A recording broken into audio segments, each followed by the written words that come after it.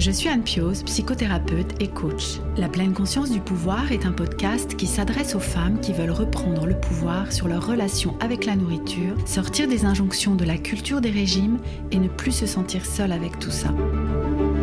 Dans ce podcast, je partage des outils, des réflexions. Je vous parle aussi de pleine conscience et d'introduire dans votre quotidien plus d'observation de votre propre fonctionnement. Je vous propose également des témoignages de femmes qui vivent ou ont vécu un trouble du comportement alimentaire ou une relation compliquée avec leur alimentation. Leurs témoignages vous permettront, je l'espère, de réaliser que nous sommes nombreuses à nous retrouver prises au piège de cette relation toxique. Je vous laisse avec l'épisode du jour. J'étais une enfant sans doute un peu ronde, mais sans plus. Mais j'ai toujours eu cette image de personne un petit peu en chair qui m'a poursuivie tout le temps. Je suis confrontée à des potentiels problèmes de santé qui sont du cholestérol et de l'hypertension. C'est ce qui m'a poussée quand j'ai entendu parler de ton projet, parce que je me suis rendu compte que toute seule, je n'arrivais à rien. Notre travail commun m'a amené à m'interroger sur ma faim. Je ne m'étais jamais vraiment posé la question. Je mangeais par habitude plus que par faim. L'avantage, c'est qu'on prend les manettes de ce qu'on fait et au lieu de se laisser embarquer par ses habitudes. Après, on se limite aux bonnes questions. Enfin, on ne se pose même plus de questions. En fait, on s'écoute, c'est tout. On retrouve de la liberté quand on se laisse ce choix-là. Je suis confiante pour que ça soit quelque chose maintenant qui soit ancré et qui va durer. La lumière qui s'est allumée là, elle a éclairé et maintenant que j'ai vu, je ne veux plus que ça soit autrement. Bienvenue dans ce nouvel épisode de la pleine conscience du pouvoir. Aujourd'hui, je vous propose de découvrir le témoignage de Catherine. À 53 ans, Catherine s'est toujours considérée comme une gourmande. Elle a toujours aimé manger des bonnes choses, de bons produits et a grandi dans une famille où il était impensable de ne pas finir son assiette ou de jeter de la nourriture. Elle était une petite fille et une adolescente un peu ronde, mais cela ne lui a jamais posé de problème. Catherine a toujours eu une image apaisée de son corps. Il y a quelque temps, des soucis de santé ont commencé à poindre le bout de leur nez. Les analyses venaient montrer un taux de cholestérol un peu limite et surtout une tension haute, voire trop haute. Imaginer prendre des médicaments jusqu'à la fin de sa vie pour régler ces soucis-là n'était pas une option pour Catherine, qui a eu envie de trouver d'autres solutions. C'est ainsi qu'elle a rejoint l'accompagnement Indépendance Cannelle que je propose aux femmes qui veulent retrouver du pouvoir dans leur relation avec leur alimentation. Catherine a commencé l'accompagnement fin novembre 2020. Elle a fait partie des pionnières de cet accompagnement et je l'en remercie. Ses motivations étaient donc en lien avec sa santé, dans un objectif de repousser, voire d'éliminer l'échéance du traitement. Nous avons enregistré cet entretien quelques semaines avant la fin de notre travail ensemble. Je vous laisse découvrir le témoignage de Catherine. Bonjour Catherine, je suis vraiment ravie qu'on se retrouve aujourd'hui pour enregistrer toutes les deux un épisode du podcast parce qu'en fait, tu fais partie des personnes qui ont rejoint l'accompagnement Indépendance Cannelle dans les pionnières, on va dire ça comme ça, puisque c'était au mois de novembre, fin novembre 2020. Donc là, à l'heure où nous enregistrons, nous sommes début mai et du coup, c'était aussi un petit peu l'occasion de faire le bilan pour toi de cet accompagnement et de venir partager avec les personnes qui nous écoutent ton parcours de relation avec l'alimentation. Du coup, est-ce que tu veux bien commencer par te présenter ? Oui, avec plaisir. Je m'appelle Catherine, j'ai 53 ans, j'ai 2 filles, 21 et 24 ans. Est-ce que tu veux bien nous expliquer déjà l'histoire finalement, alors chronologique ou pas, comme tu le souhaites, mais de ta relation avec l'alimentation et puis ce qui t'a amené il y a 6 mois maintenant du coup à faire cette démarche-là ? Pour la nourriture, J'ai été élevée par une famille. Mes parents, en fait, sont des personnes qui ont grandi pendant la période de guerre. Je pense que ça a joué sur le fait que quand on a la chance d'avoir à manger, il faut finir son assiette. Et puis, des injonctions comme ça. Également, il faut toujours mieux faire envie que pitié. Donc, voilà, j'étais une enfant sans doute un peu ronde, mais sans plus. Et puis, mais j'ai toujours eu cette image de personne un petit peu en chair qui m'a poursuivie tout le temps. J'en ai pas plus souffert que ça, je ne crois pas. Et puis, j'ai été amenée après la naissance de ma première fille quand même à essayer de prendre un petit peu d'aide pour perdre quelques kilos qui étaient restés après ma grossesse. J'avais pris 8 kilos, c'était pas énorme, mais je n'arrivais pas à les perdre. Donc j'ai fait appel à un diététicien qui m'a aidée. Et donc avec ce travail qui consistait principalement à noter ce que je mangeais et à m'en fournir quelques aides, quelques conseils. Donc j'ai perdu du poids. Et puis, mais c'est ma seule démarche jusqu'à présent que j'avais entamé pour vis-à-vis de mon poids, qui n'a jamais été un problème vraiment important pour moi. Mais bon, les années passant, j'ai repris tout ce que j'avais perdu, donc il y a 24 ans maintenant. Et puis, voilà, je suis allée au-delà. Et puis, je suis confrontée à des problèmes, des potentiels problèmes de santé qui sont du cholestérol et de l'hypertension.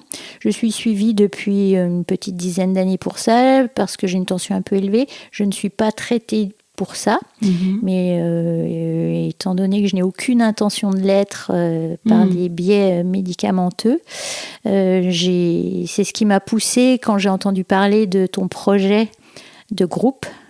C'est ce qui m'a fait m'y intéresser de très près, parce que je me suis rendu compte que toute seule, je n'arrivais à rien.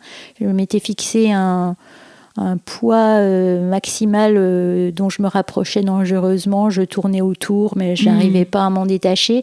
Et si je voulais éviter d'avoir à me traiter contre le cholestérol et contre l'hypertension, j'ai bien compris assez vite, et ça m'a été confirmé par les médecins, qu'une perte de poids efficace pouvait être un moyen d'éviter tout traitement et de contrôler mon cholestérol et de contrôler ma tension. Donc voilà, c'est ce qui m'a motivée à entamer avec toi cette démarche autour de l'alimentation. Ouais, c'était vraiment dans une optique de santé, en fait. Oui, absolument. Oui. J'ai jamais eu de problème ni avec mon image, ni avec mon poids. D'ailleurs, par ailleurs, j'ai toujours pratiqué une activité sportive plutôt, je pense, importante par rapport à d'autres personnes. Ça ne m'a jamais, mon poids ne m'a jamais été préjudiciable pourvu ce que je faisais. Donc, en soi, c'est vraiment l'approche médicale qui a été ma motivation. Oui, même s'il y avait, tu disais, il y avait le chiffre limite, tu avais ce chiffre-là, mais c'était plus par rapport aux conséquences finalement du chiffre sur un éventuel traitement, du coup. Oui, alors je ne sais même pas pourquoi je m'étais fixé ce chiffre en particulier, mais voilà, sans doute que dans mon esprit, c'était aussi une barrière au-delà de laquelle il ne fallait pas que j'aille. Mais ça, c'est absolument pas médicalement. J'ai jamais eu aucune injonction de ce côté-là. Simplement après, voilà, c'était suffisamment important pour que je me dise là, faut pas aller au-dessus. Et puis en plus, il faut perdre. Oui, j'avais envie de revenir un petit peu, si ça te va, sur ce que tu décrivais finalement dans ton enfance, ton adolescence, d'un petit peu des étiquettes finalement qui avaient été mises sur la bonne vivante, la gourmande. Oui, je suis très gourmande, très bec sucré, et ça. J'aime les bons produits, et encore maintenant, je n'ai jamais eu d'appétence ou d'attrait sur les produits sucrés, mais qui étaient pas bons. J'aime les bonnes choses, donc, mais je suis gourmande de bonnes choses, et Et c'est comme ça, quoi. Ça a toujours été. Et les bons fromages, les bons chocolats, tout ce qui est de bonne qualité et bon, j'ai goût pour ces produits-là. Mais et d'ailleurs, en quoi ce serait un problème? Oui, c'est ça. C'est ça. Et c'est parce que je reste avec... et du coup, c'était ça, en fait, ma question. D'une petite fille et une jeune fille un peu ronde, du coup ou... Un peu, mais pas exagérément. Mais par rapport à d'autres, oui, j'étais sans doute un petit peu plus en rondeur. Oui, mais j'ai pas l'impression quand tu en parles que c'était quelque chose qui te faisait souffrir ou qui était source de difficulté, en fait, à ce moment-là. Non. Oui, c'est aujourd'hui que tu... Avec le recul, finalement. C'est surtout le poids, en fait. Mais c'est vrai que c'est quelque chose qui était présent, mais sans plus, quoi. Oui, c'est ça.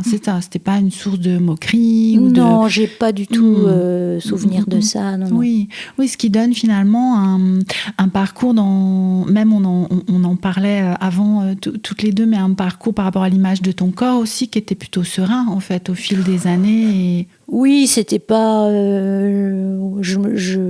voyais bien que j'aurais pu avoir quelques kilos de moins, mais c'était pas plus problématique que ça.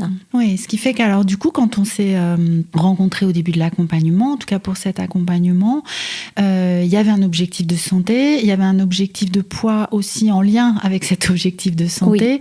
Oui. Et ça, par exemple, ce nombre de kilos ou ce chiffre sur la balance, tu te l'étais fixé toi ou c'est les médecins qui te l'ont fixé? Alors, au début de notre accompagnement, tu nous as posé la question de notre objectif, de comment on se projetait dans quelques mois, dont en objectif de poids. Et je m'étais fixé un objectif. Et en fait, au cours de l'accompagnement, tu nous as laissé l'opportunité aussi d'avoir un entretien avec Viviane Berton, diététicienne nutritionniste. Et j'ai évoqué avec elle mon objectif en matière de santé. Et elle a été assez claire. Elle m'a revu mon objectif à la hausse, c'est-à-dire que pour elle, la perte de poids que je m'étais théoriquement fixée, elle l'a un petit peu augmenté. Donc, en ce temps-là, quand je me suis entretenue avec elle, je n'étais pas encore à mon objectif personnel.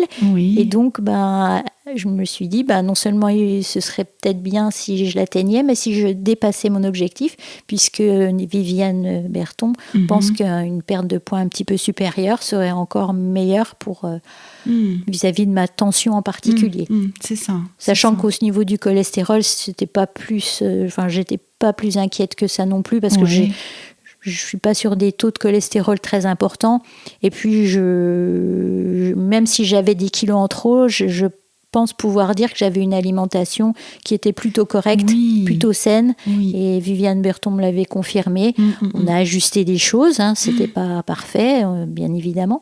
Mais c'était pas tant au niveau de l'alimentation que ça pêchait, donc le cholestérol, la perte de poids allait finir de régler le problème. Oui, et du coup, alors, comme tu disais, au niveau de la façon dont tu t'alimentais et dont tu t'alimentes, et puis tu le disais juste avant, tu aimes les bons produits, tu aimes les par exemple, je sais pas, les produits d'un artisan, ou tu vas plutôt te tourner vers des aliments bruts. Enfin, ça, c'est quelque chose qui était déjà installé, de ne pas manger des aliments transformés à tire-larigot. Oui, très peu, vraiment même très si peu. L'objectif, il n'est pas de diaboliser ça, de se dire, faut jamais manger d'aliments transformés, mais c'était déjà une alimentation qu'on peut considérer comme saine, en fait, que tu avais. Ce qui fait que là-dessus, c'est pas tant un travail là-dessus que tu as eu besoin de faire.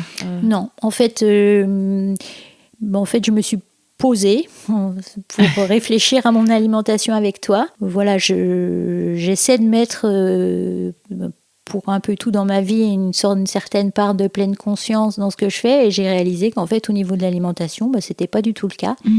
Et qu'en fait, je mangeais... par habitude, un certain nombre d'aliments, mais également, je goûtais, par exemple. J'avais pris cette habitude de goûter depuis des années, sans doute depuis que mes filles étaient petites.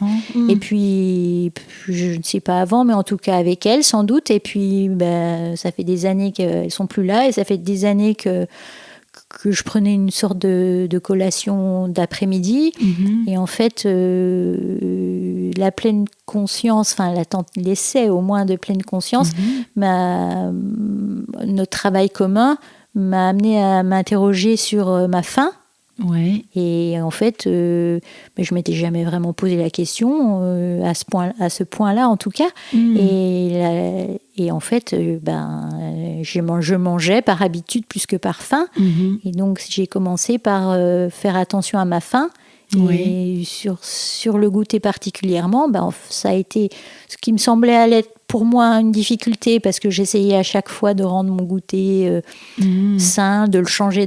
Mais en fait, je n'avais pas du tout besoin d'un goûter, je n'avais pas faim. Donc j'ai assez facilement, je dois dire, réussi à aller éliminer cette prise de nourriture d'après-midi et sans aucune difficulté parce que quand on s'écoute, je me suis écoutée et j'ai réalisé que non, en fait, j'ai pas du tout besoin et voilà. Et ça a été la première expérience, je dois dire, marquante dans tout ce travail de rejoindre la pleine conscience quand on mange.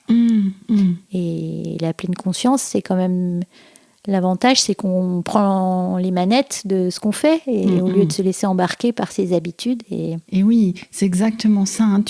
J'aime bien comment tu dis ça, de reprendre les manettes, en fait. Bah oui. Du coup, au lieu d'être dans une espèce de roue libre, quoi, de trucs automatiques. Oui, d'habitude.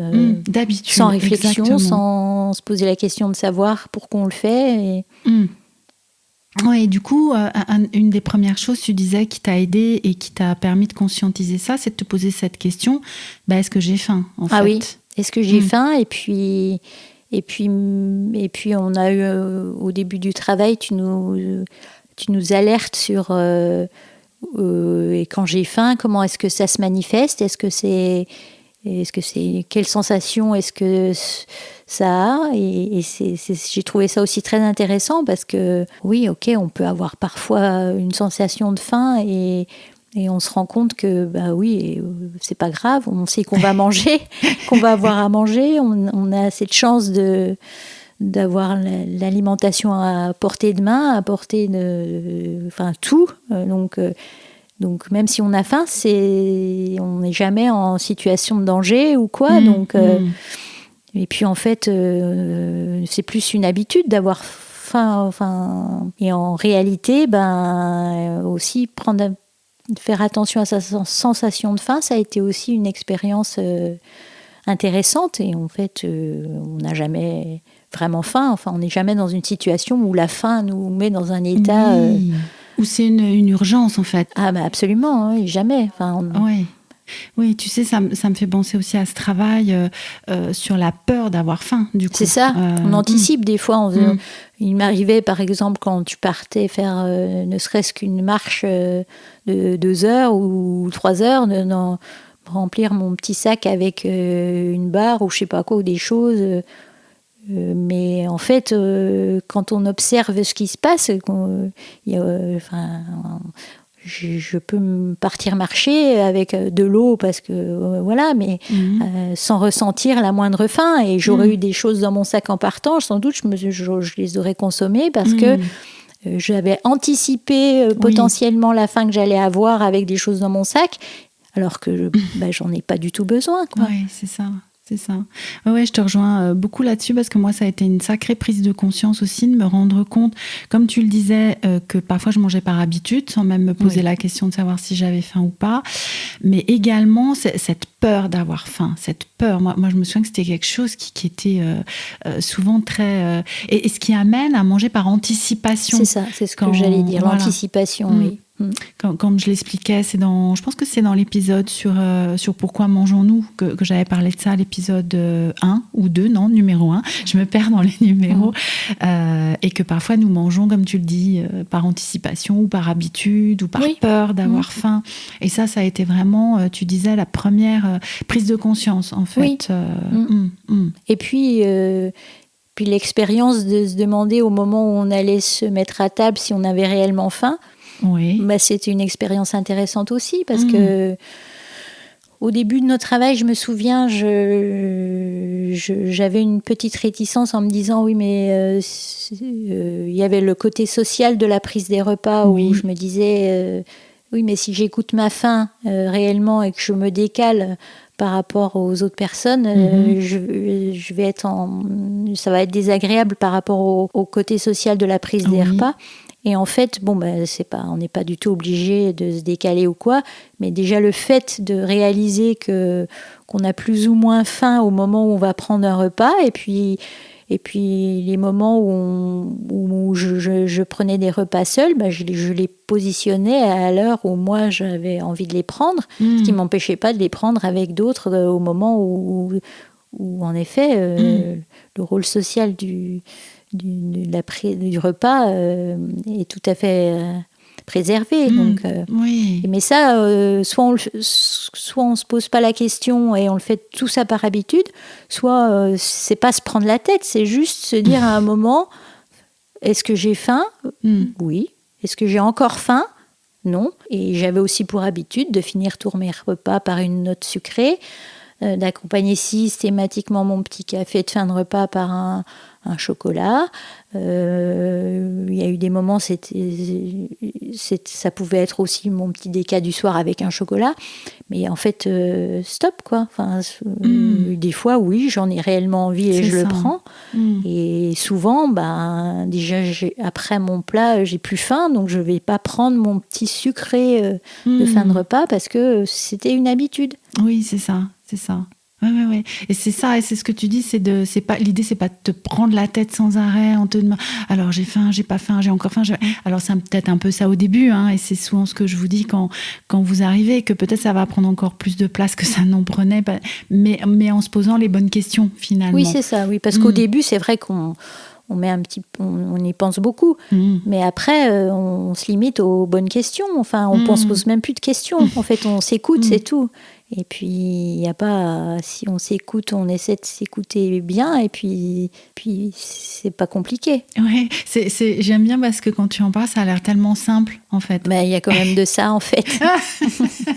C'est ça. C'est comme quelque chose du bon sens, alors qui dans la pratique peut être un peu plus compliqué, mais c'est comme quelque chose du bon sens, en fait. Oui. De se poser les bonnes questions, comme tu dis. Oui. Et par rapport à la sensation de satiété, c'était comment pour toi ? Ça a été compliqué parce qu'il y avait aussi, tu le disais en introduction, finir son assiette, cette injonction à finir son assiette. Oui. J'avais tendance, par exemple, à avoir l'intention de ne pas faire de reste. Si c'était... au début, je te disais, un petit reste, je vais finir. Mais en fait, qu'est-ce qui m'empêche de mettre un petit reste au frigo et puis de regrouper des restes à un moment donné ou de l'associer à une autre. Et ça aussi, on retrouve de la liberté quand on se laisse ce choix-là. Alors c'est pareil, je ne gaspille pas d'une façon générale, donc je ne jette pas. J'ai pas été éduquée non plus comme ça à jeter des aliments et je ne jette toujours pas d'aliments. Oui. Mais par contre, je fais en sorte je ne me force pas à finir. Il n'y a pas de difficulté à mettre de côté. En fait, tu es passée de je me force presque à finir mon assiette, parce que c'est ça que tu disais. Oui, pas mon assiette, parce que j'arrivais à me servir une quantité que je me savais capable suffisante en plus. Je me servais ma part, mais avant, s'il y avait je finissais, je me resservais pour finir le plat, par exemple, ou j'aurais insisté pour ça. Alors qu'en fait, il n'y a aucune raison pour faire ça. Si une fois que j'ai terminé mon assiette, je constate que j'ai assez mangé, faut s'arrêter là, quoi. C'est pas... Oui, et que ça pose pas de problème à partir du moment où tu te dis, ok, je jette pas, mais je garde ça pour plus tard. Voilà. Et puis je fais une soirée reste à un moment donné. Oui, c'est ça. Oui, puis je repense à ce que tu disais aussi au début de cette éducation que les personnes de notre génération ont pu avoir de parents qui ont été avec du manque de nourriture et qui du coup pouvaient être plus sensibles en fait à cette question-là. Alors que nous sommes maintenant dans un monde d'abondance en fait au niveau de l'alimentation. Et que on n'est jamais en danger. En tout cas, nous, ici, en France, dans le milieu dans lequel nous évoluons, nous mangeons à notre faim. Enfin, nous n'avons pas et j'imagine que vous qui écoutez cet épisode êtes sans doute dans ce cas-là aussi, de ne pas avoir à vous préoccuper plus que ça, en fait, de trouver de la nourriture et d'avoir suffisamment à manger. Hein. Mais c'est comme si pour certains de nous, on avait gardé comme des réflexes d'avoir peur d'avoir faim, d'avoir peur de manquer ou quelque chose comme ça, quoi. Oui, alors il y a ces réflexes-là qui peuvent venir un petit peu de l'éducation aussi. Et la chose qui me paraît aussi importante, non seulement on a tout à profusion, mais on a même trop à profusion. Et on peut aussi... Alors moi, j'ai cette chance de ne pas succomber aux sirènes de la consommation, mais c'est terrible, quoi. La profusion d'aliments, toutes les nouveautés, en particulier des mauvaises choses en plus, parce qu'on n'a pas inventé de nouveaux légumes, ou très peu, on n'a pas inventé de nouveaux poissons, on n'a pas inventé... Mais alors par contre, des nouveaux plats cuisinés à profusion, toutes les formes, des nouveaux biscuits, des nouvelles sucreries, des nouvelles céréales pleines de sucre, ça, il y en a plein les rayons et il y en a de plus en plus. Et j'imagine bien que moi, je prends ça vraiment comme une chance de ne pas être attirée par tout ça, parce que c'est terrible quand on a quand on succombe à ça, on inclut dans son alimentation toute une série de produits, de nouveaux produits formidables, mais complètement mauvais, quoi. Qui vont de plus en plus dans l'ultra transformé. Oui. Du coup, est-ce que tu dirais que principalement ton travail, ça a été autour de ça, des sensations de faim, des sensations de satiété, de te reposer les bonnes questions? Oui, c'était ça en fait. C'était principalement ça. Surtout au début. C'est ce qui m'a occupée au début, à me dire, est-ce que j'ai faim maintenant ? Et voilà, oui, non. Est-ce que, après avoir mangé, est-ce que mon plat ou quoi, est-ce que j'ai encore faim ? Oui ou non. Et donc je continue de manger encore un peu ou pas ? Et perdre le réflexe perdre les habitudes, quoi, les choses que je faisais sans réellement m'interroger, quoi. C'est ça, comme le goûter. Voilà. Et dans un deuxième temps, voilà, ça c'est devenu fluide pour moi. Oui. Et j'ai eu cette envie de découvrir de nouveaux aliments pour me nourrir un petit peu différemment, parce que les habitudes, c'est dans la prise alimentaire, mais aussi dans la variété des choses qu'on consomme. Et donc, c'est aller de soi aussi, que j'ai eu envie aussi d'élargir un petit peu ce que j'avais l'habitude d'acheter, d'aller un peu au-delà, et donc des nouveaux légumes, pas des nouveaux justement, mais des légumes que tu mangeais je ne consommais pas, des céréales, des légumineuses, des choses. Et puis, je ne suis pas quelqu'un qui a jamais été attiré par passer des heures en cuisine pour élaborer des choses. Mais pour autant, j'ai toujours préparé à manger, et donc j'ai eu envie d'étoffer un petit peu mes sources de produits, quoi. Oui, d'agrandir la palette finalement. C'est ça. Parce que c'est vrai, hein, moi je remarque aussi que nous avons tendance, en tout cas moi aussi, à manger un peu toujours les mêmes choses en fait. Et dans cette deuxième étape, voilà, tu t'es dit tiens, je vais élargir cette palette, je vais goûter des choses que je connaissais pas, tout en cuisinant simplement et en passant pas des heures à cuisiner. C'est ça. Voilà, tu as pu élargir cette palette-là et avoir cette curiosité du coup. Oui, c'est ça. Ça a fait partie un peu du questionnement sur l'alimentation aussi à ce niveau-là. Il y a eu non seulement dans la prise alimentaire en tant que telle, mais également dans le choix que je voulais bien m'offrir. Et tu dirais que tu en es où alors aujourd'hui, au moment où nous allons bientôt nous quitter, que ce soit d'ailleurs pour cet épisode, mais que nous allons bientôt nous quitter dans l'accompagnement. Comment tu vois le futur ? Où tu dirais en que fait, tu en es ? notre travail, en ce qui me concerne, a vraiment été très positif. J'ai eu une perte de poids significative, donc je vais, dans les mois qui viennent, avoir des examens médicaux qui, je pense, moi, j'en ai vraiment pas de doute, vont confirmer que je peux, pour le moment en tout cas, maîtriser, tenir faire en sorte de passer à côté des traitements contre le cholestérol et contre l'hypertension, j'en ai aucun doute, parce que avec près de 10 kilos de moins, je pense que c'était l'objectif que la diététicienne nutritionniste pensait qui serait bon pour moi, voilà.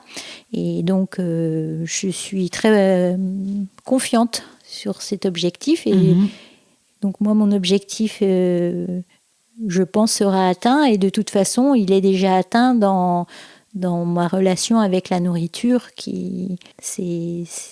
Je suis contente d'avoir réussi à mettre de la pleine conscience dans cette partie de ma vie et de me libérer d'une sorte d'habitude. De reprendre les manettes, hein, c'est ça que tu disais exactement, tout à l'heure, de reprendre les commandes. Mais prendre les commandes, mais c'est pas de l'ordre du contrôle à tout crin. C'est vraiment de plus me laisser embarquer dans mes habitudes, mes années d'habitude. Et c'est extrêmement plaisant de lâcher, d'avoir ces habitudes un peu comme des boulets aux pieds et de s'en être libéré. C'est très plaisant. Oui, tu parles d'une forme de liberté, en Absolument, fait. Hein. Oui. En remettant de la conscience dans ce que tu faisais, en reprenant les rênes, il ne s'agit pas de mettre du contrôle et d'être dans une rigidité, mais au contraire, c'est ça que j'entends. Oui, c'est bien le contraire, c'est exactement ça.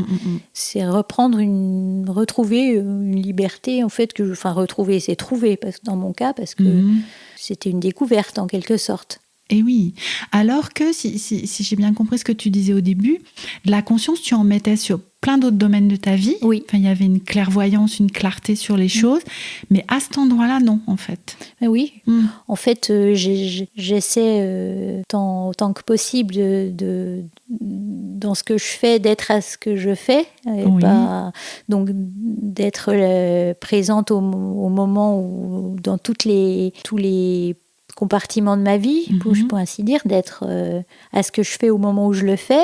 Et en fait, j'ai réalisé que sur l'alimentation et donc sur ma prise de poids, je ratais ça. Enfin, je n'étais pas dedans. Oui, donc, tu n'étais pas là. Donc ça m'échappait complètement parce que je ne me comportais pas en étant consciente tout à fait de ce que je faisais. C'est ça. Et oui, et vraiment, et c'est ça l'objectif, un des objectifs de l'accompagnement, hein, c'est de remettre de la conscience, en fait, sur l'action de manger. Oui, c'est ça.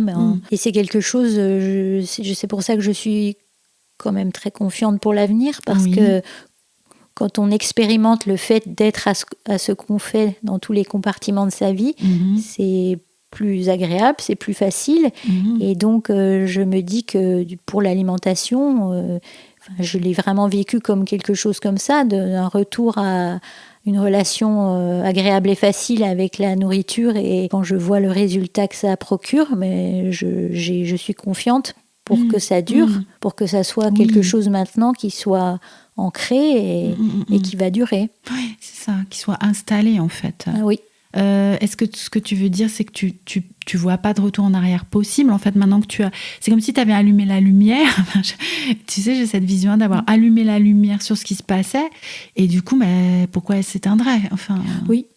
Oui, parce que ça va dans la continuité de quelque chose que j'avais déjà expérimenté un peu dans d'autres domaines et sur lesquels ça fait partie de la lumière qui s'est allumée là, elle a éclairé et maintenant que j'ai vu, je ne veux plus que ça soit autrement. Et oui, et puis une fois qu'on voit, c'est difficile de ne plus voir. C'est ça, une fois qu'on voit, dans le bon sens. Là. Voilà. Ouais. Est-ce que, avant qu'on se quitte, est-ce qu'il y aurait une dernière chose que tu voudrais partager ou comme un dernier message ou pour résumer un petit peu tout ça, qu'est-ce que tu voudrais nous partager pour terminer? Peut-être le fait, tu me l'as souvent fait remonter dans nos entretiens réguliers de ce parcours que nous avons accompli ensemble. Je voudrais dire que ça peut être facile parce que je l'ai à peu près vécu comme ça.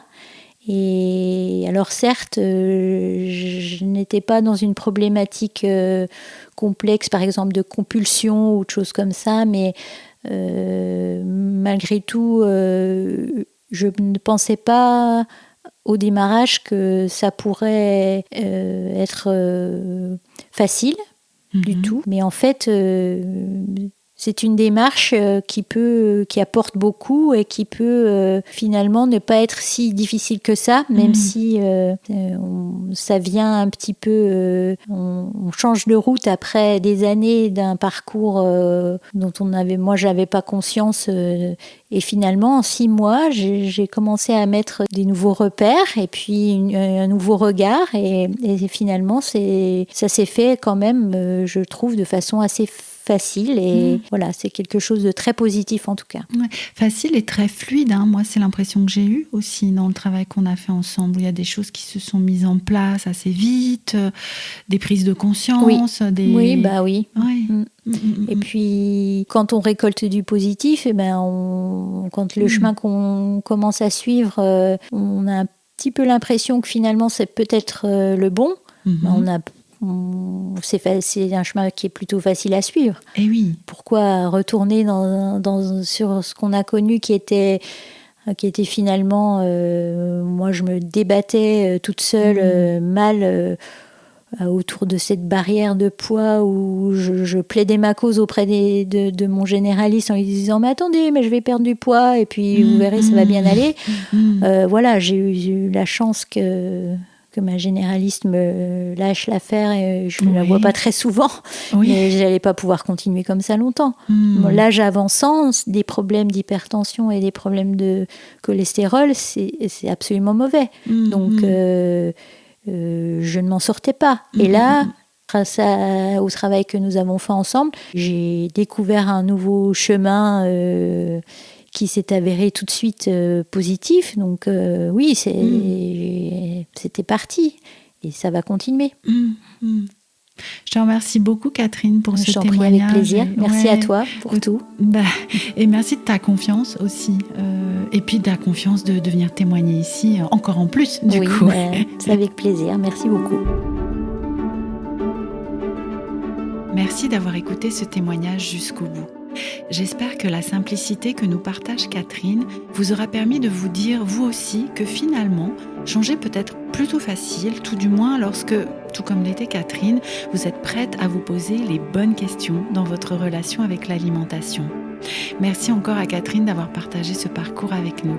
Si vous aussi vous avez envie de venir partager votre expérience dans la relation avec votre alimentation dans un prochain épisode, n'hésitez pas à me contacter. Je serai ravie que nous le partagions ici. N'hésitez pas non plus à partager avec moi vos retours sur cet épisode et à laisser un avis, une note 5 étoiles si vous nous avez écoutés sur Apple Podcast. À bientôt dans un prochain épisode de La pleine conscience du pouvoir.